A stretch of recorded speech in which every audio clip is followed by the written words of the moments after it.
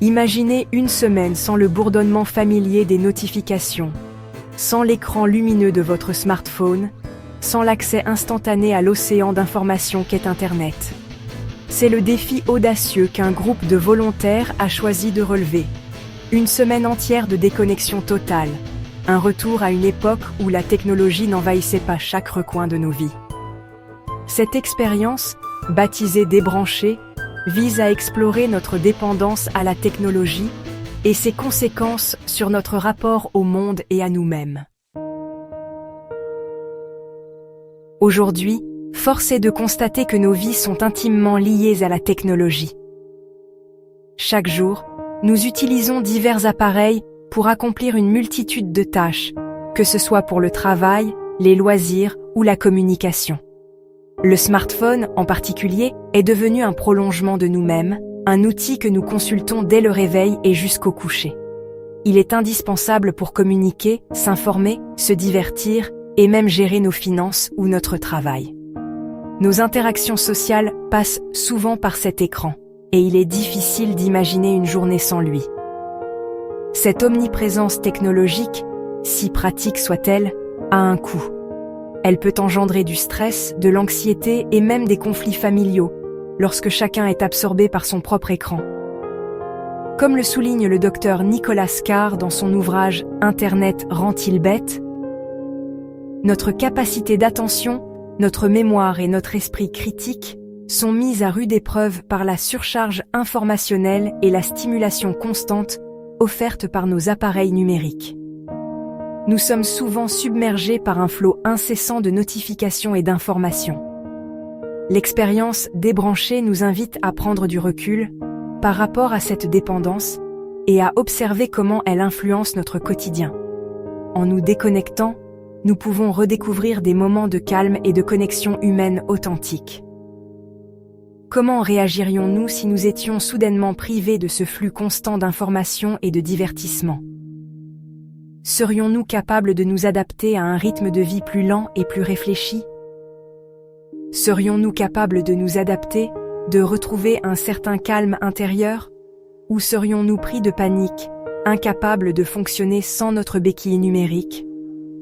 Cette réflexion est essentielle pour comprendre l'impact profond de la technologie sur nos vies et envisager un usage plus équilibré. Dès les premières heures, les participants de Débrancher sont confrontés à une réalité déconcertante. La vie sans technologie demande un effort d'adaptation considérable. Ils doivent réapprendre à accomplir des tâches que la technologie avait simplifiées, voire automatisées. Des tâches simples, comme se repérer dans une ville inconnue, consulter ses mails professionnels ou joindre un ami, deviennent soudainement complexes et chronophages. Les participants doivent faire preuve de créativité et de patience pour surmonter ces défis quotidiens. L'absence de GPS les oblige à renouer avec les cartes routières, à demander leur chemin aux passants, à accepter l'incertitude et l'imprévu. Chaque déplacement devient une aventure en soi, nécessitant une planification minutieuse et une bonne dose de flexibilité. Plus de réservations en ligne pour les restaurants, plus de consultation des horaires de train en temps réel, le quotidien prend une toute autre dimension, exigeant organisation et anticipation. Les participants doivent se fier à leur mémoire et à leurs compétences de gestion du temps. Ce retour à des méthodes analogiques, bien que déroutant au départ, permet aux participants de redécouvrir des compétences oubliées, de développer leur sens de l'orientation et de l'observation. Ils apprennent à être plus attentifs à leur environnement et à mieux interagir avec les autres. Ils prennent conscience de l'ampleur de l'assistance que leur procure la technologie au quotidien. Une assistance qui, paradoxalement, peut les rendre dépendants et moins autonomes. Cette expérience leur offre une nouvelle perspective sur l'équilibre entre l'utilisation de la technologie et le maintien de leurs compétences personnelles. Au-delà des défis logistiques, la déconnexion numérique provoque chez certains participants un sentiment de vide, une anxiété diffuse.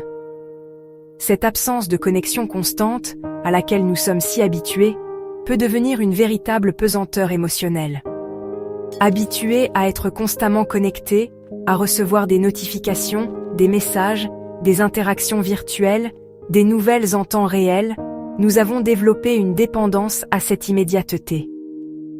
Ils se sentent soudainement coupés du monde, isolés, comme si une partie d'eux-mêmes leur était arrachée. Cette sensation d'isolement est renforcée par l'absence de réseaux sociaux, ces plateformes qui nous permettent de partager nos vies, qui pour beaucoup sont devenus des outils de validation sociale et de connexion émotionnelle. Les likes et les commentaires sont devenus des indicateurs de notre valeur. Des études menées par la professeure Sherry Turkle du MIT ont démontré que l'usage excessif des réseaux sociaux peut conduire à une augmentation de l'anxiété sociale, de la dépression et du sentiment de solitude. L'illusion de la connexion peut parfois accentuer notre isolement. En s'immergeant dans le monde virtuel, nous oublions souvent la richesse des interactions humaines réelles, nous risquons de négliger nos relations réelles, de perdre des moments précieux avec nos proches, de perdre la capacité à interagir de manière authentique et spontanée avec les autres. La véritable connexion humaine est irremplaçable. Reconquérir son autonomie. Le défi du faire soi-même. L'expérience débranchée ne se limite pas à la déconnexion numérique. Elle s'étend également à d'autres aspects de la vie moderne. Les participants sont encouragés à cuisiner leurs propres repas, à faire leur lessive à la main, à réparer eux-mêmes les petits objets du quotidien. Ces tâches, souvent déléguées à des machines ou à des services spécialisés, prennent une nouvelle dimension lorsqu'elles sont réalisées manuellement. Ce retour au faire soi-même est l'occasion de renouer avec le plaisir de la création, de la débrouillardise, de l'autonomie. Il permet également de prendre conscience de l'impact environnemental de notre mode de vie consumériste et de la quantité de déchets que nous générons. La métamorphose sociale. Retrouver le goût du contact humain. Privés de leurs écrans, les participants de Débranchés sont contraints de trouver d'autres moyens d'occuper leur temps libre et de se divertir. Les jeux de société, les discussions animées, les balades en pleine nature redeviennent des activités prisées. Libérés de la distraction constante des smartphones, ils sont plus présents les uns aux autres, plus attentifs à leurs besoins et à leurs émotions. L'absence de technologie favorise les échanges authentiques, les liens profonds, la création de souvenirs communs. Les repas pris en commun, débarrassés de la présence intrusive des téléphones portables, redeviennent des moments privilégiés de partage et de convivialité. Le miroir de l'expérience. Notre rapport à la connexion interrogée. L'expérience débranchée ne prétend pas être une solution miracle à la dépendance numérique, mais plutôt une invitation à la réflexion. Elle nous met face à notre propre rapport à la technologie, à ses avantages et à ses inconvénients. Sommes-nous réellement maîtres de nos outils numériques, ou sont-ils devenus nos maîtres, dictant nos pensées, nos émotions, nos comportements? En cette ère de l'hyperconnexion, il est crucial de se poser cette question et de trouver un équilibre sain entre le monde numérique et le monde réel. Il ne s'agit pas de rejeter en bloc la technologie, mais de l'utiliser de manière consciente, raisonnée, en accord avec nos valeurs et nos aspirations. Conclusion. Vers un usage plus conscient de la technologie. L'expérience débranchée nous rappelle que la technologie, aussi sophistiquée soit-elle, n'est qu'un outil.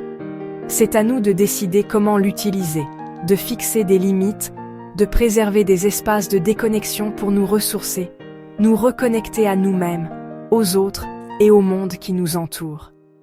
En apprenant à débrancher de temps en temps, nous pouvons retrouver notre liberté, notre créativité, notre humanité.